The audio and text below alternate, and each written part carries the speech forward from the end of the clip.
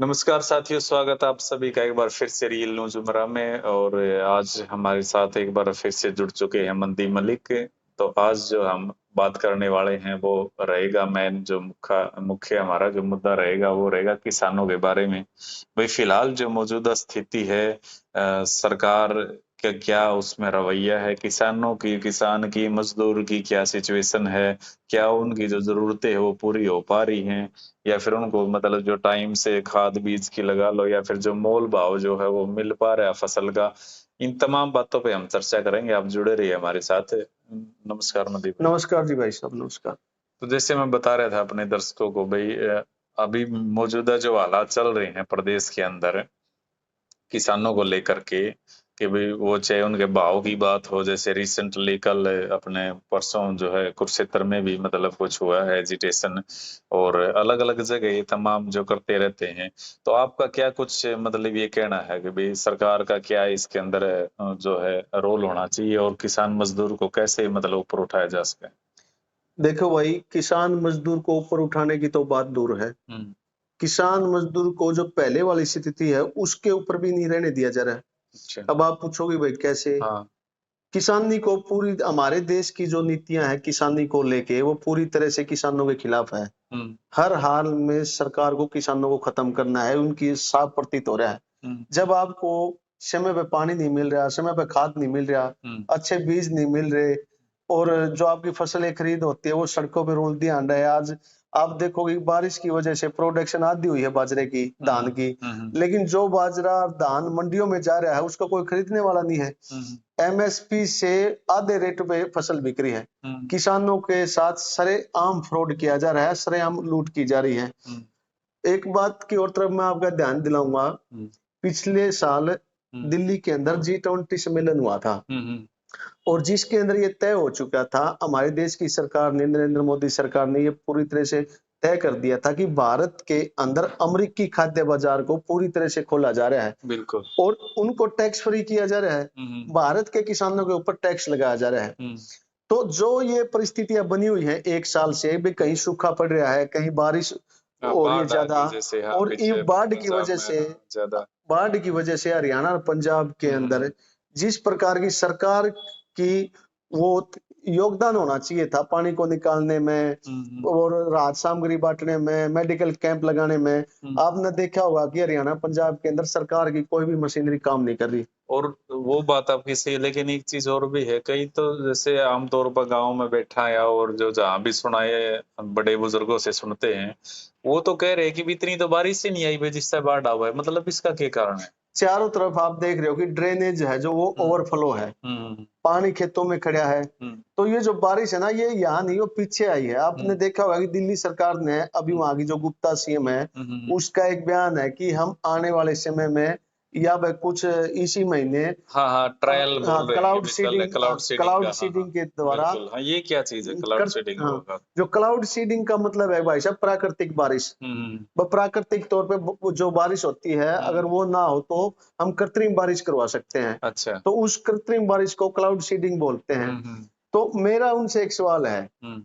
तो भाई जो मान लिया मैडम है, हम्म। उन्हें जो कृत्रिम बारिश करवानी है उसका एरिया कितना निर्धारित किया उन्होंने? हाँ। मान ले दिल्ली के अंदर इन्होंने प्रदूषण कम करने के लिए कह दिया कि क्लाउड सीडिंग के द्वारा बारिश करवाएंगे। बिल्कुल यही है। तो दिल्ली के अंदर जो पहले तो एरिया निर्धारित किया जाए, हम्म। और उसके बाद जो बारिश का पानी होगा वो कहाँ जाएगा, उसको हम्म। निकालेंगे कहाँ? हम्म। अगर वो पानी भारत हरियाणा की नहरों में और ड्रेनेज के द्वारा हरियाणा में आता है, आएगा तो हाँ जो वो। पहले से ही खेतों में पानी खड़ा है, हाँ हाँ। वो तो और तबाही लेके आएगा। बिल्कुल। तो किसान बेचारा जो आज उसके मकान भी पड़े हुए हैं, पशुएं हम्म। नहीं है उनके पास, हम्म। पशु मर गए, खेत में पानी खड़ा, फसलें बर्बाद होगी, हम्म। जो नुकसान, आर्थिक नुकसान और उनके घरों का नुकसान होगा उसकी हम्म। भरपाई कौन करेगा? हाँ बिल्कुल, उसका ये, जिम्मेवार भी हाँ, ये कौन है? पहले गाइडलाइन होनी चाहिए। हम्म।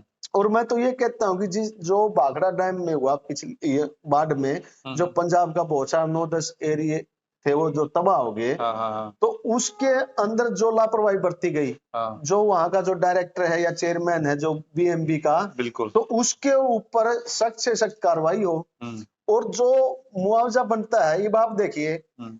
कि एक आदमी की लापरवाही से सरकार को अगर 1 रुपये का भी नुकसान होता है ना, हाँ, तो तो भी सरकार उसे भरवा ले उसने। तुरंत कार्रवाई करे, ब्याज हाँ, सुधार नहीं देगा तो जेल में गिरेंगे। बिल्कुल, बिल्कुल, हाँ। लेकिन क्या सरकार की वजह से हुँ, इंसान को जो नुकसान होता है, क्या हुँ, सरकार उसकी भरपाई करेगी? हुँ, जो नहरें टूटी हैं, जिसकी वजह से खेतों में पानी हो गया, फसलें बर्बाद होगी। हुँ, जिन ड्रेनों की वजह से खेत भर गए, हुँ, बर्बाद हो गए, गाँव के गाँव खाली हो गए। हुँ, और जिस डैम के टूटने से पंजाब के 10 की वो डिस्ट्रिक्ट पूरी तरह बर्बाद हो गया, हाँ, हजारों लोग, ये तो बताया नहीं जा रहा भाई हुँ, कितने लोग मरे हैं। हुँ, हुँ, 50 आदमी को नहीं मरे, उड़े तो कई हजार आदमी मर गए, हुँ, कई हजार भैंसें मर गई। हुँ। जो ये नुकसान हुआ है, इसकी भरपाई कौन करेगा? कह तो रहे हैं कि भाई इतने करोड़ का पैकेज दे दिया। इतने करोड़ का पैकेज का मतलब नहीं है भाई, वहां तो कई हजार करोड़ का नुकसान है, हुँ, दिया तो 1600 करोड़ का है। हुँ, हुँ। अब घोषणा हुई है, अभी हाँ, मिला तो नहीं घोषणा है। हुई, हाँ। तो ये जो मारा जा रहा है, मैं तो ये कहूंगा कि ये प्राकृतिक आपदा नहीं है भाई, ये सोची समझी साजिश है हुँ, किसानी को खत्म करने की।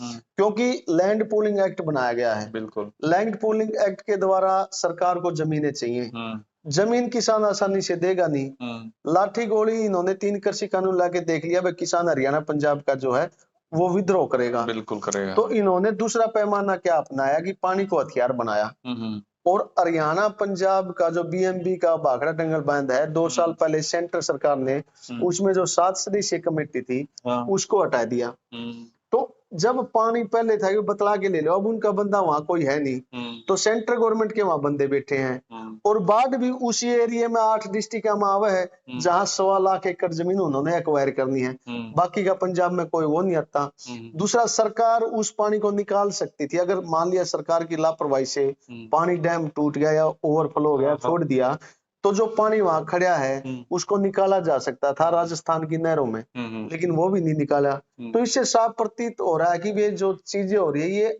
प्राकृतिक तौर पे नहीं हो रही, हुँ, इनके पीछे बहुत सारी प्लानिंग है। हुँ, और जिन आदमियों की लापरवाही से यार हजारों लोग मर गए, वो तो कातिल हैं, हुँ, उनके ऊपर तो सख्त से सख्त कार्रवाई होनी चाहिए। बिल्कुल, और बिल्कुल। किसान को उसके घर का मुआवजा, मजदूर है हुँ, यार, खेतों में पानी भर गया, मजदूर अपनी मजदूरी नहीं कर सकता, हुँ, ऊपर से सरकार ने नरेगा बंद कर दी, हुँ, मजदूर आदमी खाएगा क्या? हुँ, और जिस एरिया में उनका मकान गिरा, उस मकान को वो बनाएगा कैसे? हुँ, तो जो बाढ़ और बारिश की वजह से जो नुकसान हुआ है, हुँ, सरकार ने उसके ऊपर संज्ञान लेना चाहिए हुँ। और ज्यादा से ज्यादा मुआवजा जल्दी से जल्दी किसान मजदूर को देना चाहिए। एक चीज़ और है ना, ये मान लो जैसे आप क्लाउड सीडिंग की बात कर रहे थे। हम्म, ये क्लाउड सीडिंग ठीक है, वो एक उन्होंने एक टेम्परेरी एक रास्ता निकाला है कि भई बारिश करवा के हम पॉल्यूशन का वो कम कर सकते हैं। क्योंकि दिल्ली में इन दिनों खासकर दिवाली के टाइम पे प्रमोशन वो जो बहुत ज़्यादा पॉल्यूशन हो जाता है वहाँ पे। हम्म, तो लेकिन मतलब जहाँ तक मैं समझूँ हूँ तो शायद ऐसा तो कोई जैसे उससे तो जो बादल जो बनेंगे ठीक है वो क्लाउड जो प्रिपेयर करके उसके बाद में जो है बारिश करवाई जाओगी। मान लो उस दौरान अगर हवा तेज आ गई अचानक से कोई चीज होगी क्योंकि बिल्कुल 100% तो स्टिकनेस होती ही नहीं मौसम के बारे में भी अपन ने पीछे भी देखा है। कई बार वैज्ञानिक बताएंगे कि भाई कल बारिश है उस दिन क्या पता धूप निकली रहे ठीक है। तो मतलब उस चीज से किस तरह पार पाया जा सके है भाई वो तो मान लो अगर थोड़ी सी भी हवा तेज चल गई हो तो बादल तो खिसक जाओगा हरियाणा की तरफ या यूपी की तरफ।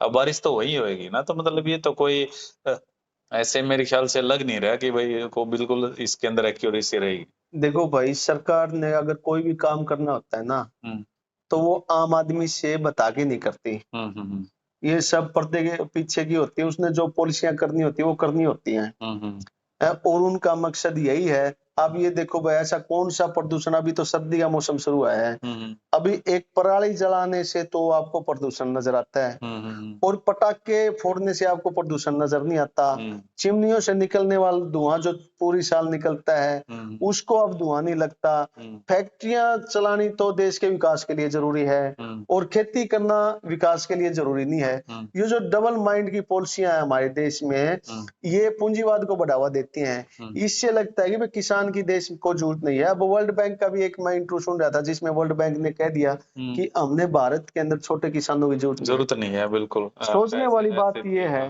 हुँ, कि भाई 75% किसान तो आधा एकड़ छोटे से ही है लेके हाँ, बिल्कुल। 75% किसान तो आधा एकड़ से लेके 2.5 एकड़ तक हैं। हम्म। अगर उनकी जरूरत नहीं है तो फिर वे जाएंगे कहाँ? हम्म। 75% लोग तो सीधे बेरोजगार हो गए। बिल्कुल। बेरोजगार की संख्या पहले बहुत ज्यादा पहले है, सही बात है, बेरोजगारी में तो तो नंबर सरकार 1 है। उसको हैंडल कैसे करेगी? हम्म। दूसरी, बेमौसमी बारिश, क्लाउड सीडिंग की बारिश, हम्म। बाढ़ के द्वारा तबाही की गई है। हम्म। उससे तो आने वाले समय में ये साफ प्रतीत होता है कि भारत के अंदर जो फूड क्राइसिस आने वाला है, हम्म। जो भारत के अनाज के भंडार को ज्यादातर मात्रा में हरियाणा, पंजाब और राजस्थान भरता है। हम्म।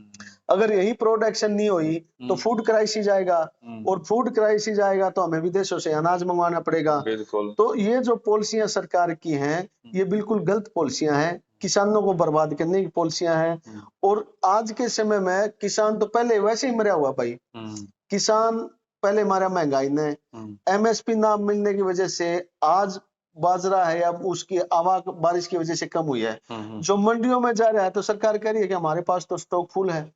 अरे प्रोडक्शन आधी होगी तो स्टॉक फुल कहां से हो गया? कहाँ से हो गया? बिल्कुल क्योंकि सही बात। उन्होंने जो डील की हुई है विदेश हाँ। नीति के द्वारा अमेरिका की, अमेरिका के खाने पीने की चीजें भारत में बिकेंगी, आएंगी, हाँ। तो टैक्स उसके लिए भारत के किसानों का खत्म होना जरूरी है। हाँ। गोली आप मार नहीं सकते, बम आप डाल नहीं सकते, तो कोई ना कोई साइंटिफिक रीजन दिखा के दिमाग के ऊपर साइकोलॉजिकल वार किया जा रहा है और किसानी को पूरी तरह से बर्बाद किया जा रहा है। उसमें जो ये अपना कहीं भी जो फर्टिलाइजेशन जो ये अपने हैं बायोटेक के जो आते हैं ये फर्टिलाइजर जो मैं कहूँ, या फिर मान लो जैसे स्प्रे वगैरह और चीजें होगी, बीज की मतलब जो क्वालिटी वो डाउन करना, ये भी फैक्टर हैं सारे।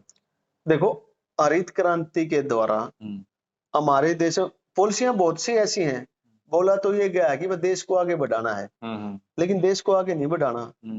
किसान मजदूर जो इतने बड़े स्तर पर हमारे देश में खेती करना है, उसको कमजोर करना है। हाइब्रिड बीटी बीजों को मार्केट में इसलिए नहीं लेके आए कि हमें अनाज ज्यादा चाहिए या किसान का पैदावार को बढ़ाना है। हाइब्रिड बीटी बीजों को मार्केट में लेके आने के दो कारण थे। पहला तो जो जनसंख्या हमारे देश में बढ़ रही है और उस जनसंख्या को कम करना है, और जो मेडिसिन एक बहुत बड़ा स्कैम है देश के अंदर, कई लाखों करोड़ की मेडिसिन हर साल बिकती है। जब इंसान बीमार ही नहीं होगा तो फिर मेडिसिन बिकेगी कैसे? इसलिए हाइब्रिड पहले देसी खाना होता था, और जो व्यक्ति देसी खाना खाता था तो वो कभी बीमार नहीं होता था, उसकी आयु लंबी होती थी। लेकिन बिट्टी और हाइब्रिड बीज एक ऐसी है जिनकी क्वालिटी नहीं होती, आप चाहे उसको कितना ही खा लो, आपकी लाइफ है वो, आपका शरीर है वो स्वस्थ नहीं होगा। तो लोगों को बीमार करने की पॉलिसियां, दूसरा किसानों की जो पैदावार है उसको कम करने की पॉलिसियां।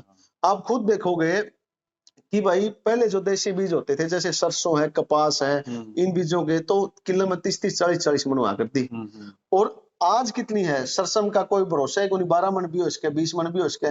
कपास है, बीमारी आएगी, सफेद मक्खी आएगी, गुलाबी सुंडी, उनकी पैदावार घटेगी।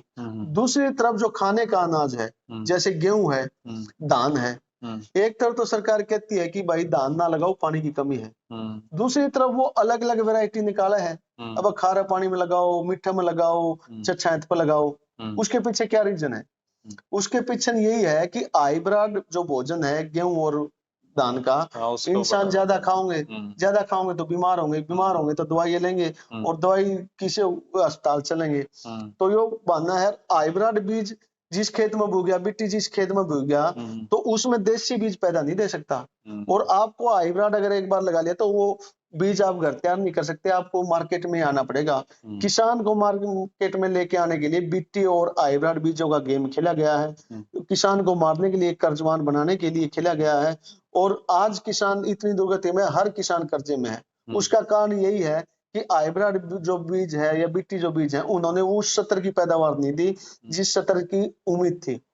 तो ये मान ले जैसे भाई तमाम जो आपने बात करी भाई, आपने बताया कि भाई ये चीजों से सरकार किसानी को खत्म करना चाह रही है, और मतलब ऐसा क्या कोई समाधान आपने कोई चीज इसी नजर आ हुआ जिससे जो ये नुकसान जो होने लग रहा है किसान मजदूर का वो कुछ कम कराया जा सके? देखियो, जब रक्षक ही भक्षक बन जावा है और बाड़ी खेत में खान लग जावा है तो बचना नामुमकिन है। बिल्कुल। मैं तब बच सकता हूं जब मेरे को ये पता होगी वे फलाना व्यक्ति तेरा दुश्मन है और तेरा बचाव तन्ने करना है। किसान को अगर अपनी किसानी को बचाना है तो पहले उसको अर्थव्यवस्था को समझना पड़ेगा।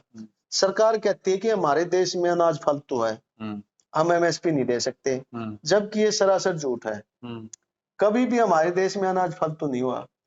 ये इसलिए अफवाह फैलाई जाती है कि किसान भ्रमित हो जाए। अगर आज किसान को ये पता चल गया कि भाई अनाज नहीं है, डिमांड है, हाँ, तो वो मार्केट में नहीं आएगा और फिर बिल्कुल। आपने उसके मुंह मांगे दाम देने पड़ेंगे। तो ये अफवाह फैलाई जाती है कि अनाज ज्यादा है। किसान को ये चाहिए कि भाई जो मंडी से आप जा रहे हो बीज लेके आ रहे हो वो नकली है, तो वो अपने घर पे बीज तैयार करें। बिल्कुल। खेती हजारों साल पहले से हो रही है, खेती हजारों साल और होगी। जब तक धरती पे इंसान रहेगा खेती होगी, किसानी होगी, क्योंकि अनाज चाहिए इंसान ने। तो उसके लिए इंसान, अगर आप मार्केट पर डिपेंड रहोगे तो मार्केट तो आपके खिलाफ है। आपको नकली बीज देगी, नकली स्प्रे देगी और ना आपको भाव मिले तो आप तो कर्ज में चले जाओगे। आपको अगर बचना है तो आपने अपना रास्ता तैयार करना पड़ेगा। हमें पुरानी पद्धति अपनानी पड़ेगी। हमें रासायनिक खादों की बजाय जो गोबर की खाद होती है, हरी खाद, उसको जाना पड़ेगा। हाइब्रिड बीजों की बजाय हमें देसी बीज जाना पड़ेगा। देसी बीज एक ऐसी ताकत थी किसान की। आपने देसी बीज, कम बारिश होगी, कम पानी में पैदा होता है, कम बीमारी आती है, स्प्रे नहीं लेना पड़ता, कम खाद की जरूरत होती है और पैदा भी बढ़िया है कि निश्चित होती है। 30 मन हुई तो 30 मन का तो ये बीज है ही है। तो आपने मार्केट में नहीं जाना। लेकिन हाइब्रिड बीज अगर एक बार आपने लगा दिया, वो कर दिया, देसी बीज लगा, वो कर दिया हाइब्रिड, तो आपने उसको लेने के लिए दोबारा मंडी में जाना पड़ेगा। आड़ती के पास, आड़ती हर रोज उसको महंगा कर रहे हैं। तो अगर आपने खेती को बचाना है तो आप अपनी पुरानी पद्धति की तरफ लौटना पड़ेगा। अपने बीज, अपना खाद और अपना पानी, उसके द्वारा अगर आप रह गए तो आप खेती कर सकते हो। सरकार के भरोसे और मंडियों के भरोसे, बाजार के भरोसे बैठे हो तो खेती और किसानी पूरी तरह से बर्बाद हो जाएगी। तो भाई ये बात आपने सुनी मंदी मलिक की, और तमाम बातों पे हमने चर्चा करी भी। आज की जो मौजूदा हालात कैसे हैं किसान के, मजदूर के, और कैसे इनसे बचा जा सकता है, और कहां कहां से कैसे कैसे हमें नुकसान पहुंचाया जा रहा है। तो आपका क्या कुछ कहना है इसके बारे में? तो एक सभ्य कमेंट के माध्यम से अपनी राय जरूर रखें, और जो भी साथी पहली बार आया चैनल को सब्सक्राइब जरूर करें, लाइक एंड शेयर करें। जय जवान जय किसान। नमस्कार।